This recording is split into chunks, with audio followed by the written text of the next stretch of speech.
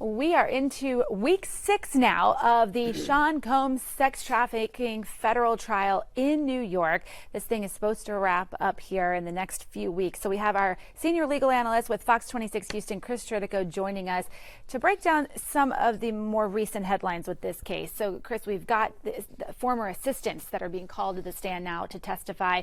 What is the prosecution's goal with calling Combs' former assistants? So what they're doing is proving up the racketeering charge by calling these assistants to prove that Combs was instructing them to go out and commit illegal acts. It's one thing to have an assistant that's making your appointments, making hotel reservations, flight arrangements, and you're keeping your schedule. It's another thing to have an assistant that you're sending out to buy drugs, book prostitutes, pick them up at the airport, and bring them to freak-offs. That's not normal activity. It proves up the elements of racketeering for the government, and that's exactly why they keep calling assistant after assistant to show a pattern of racketeering activity on Combs' part.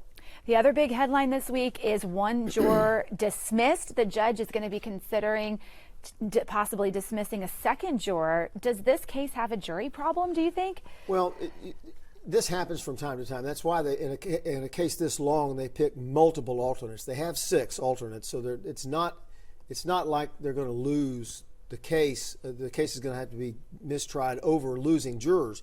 But the first juror that we lost was because he does not live in the borough in which jurisdiction lies, and he lied about it. Now, he may be subject to contempt at the end of the case, but when you lie about, you have to live in the borough, and he lied to get on the jury. I don't understand why somebody would lie to get on a jury this long, but a case this long. But when that was found out, he had to be let go and replaced. The defense objected because they didn't want to lose a man off the jury.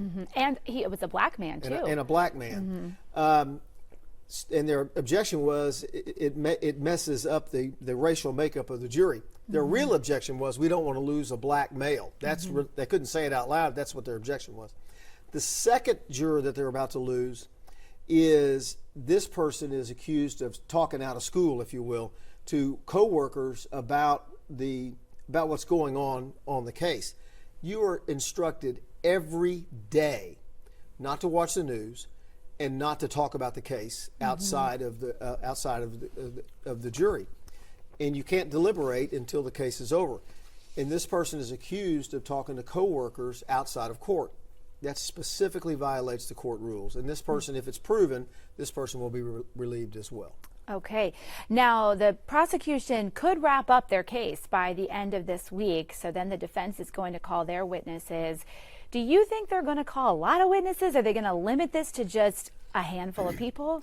Well, it's typical that in prosecutions that the government's case is longer than the defense case, in most of the time anyway.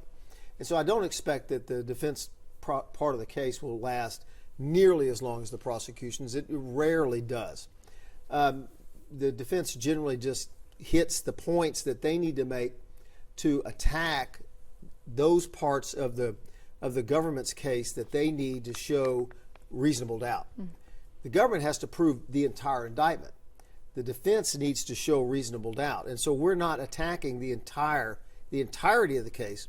We're attacking parts of the case to show reasonable doubt. So it doesn't take as long, generally, as the government's case. Are they going to lean into the fact that this guy is a terrible human being? Are they going to push more into that so that you think that they show, like, look, he is a bad person, but he's not guilty of these crimes? I don't think that they're going to call witnesses to show that Sean Combs is a bad person. I think we all know that. Okay. But I think that they will attack the elements of the racketeering and attack those elements to show that they have not shown this. Got it. And here's how. Okay.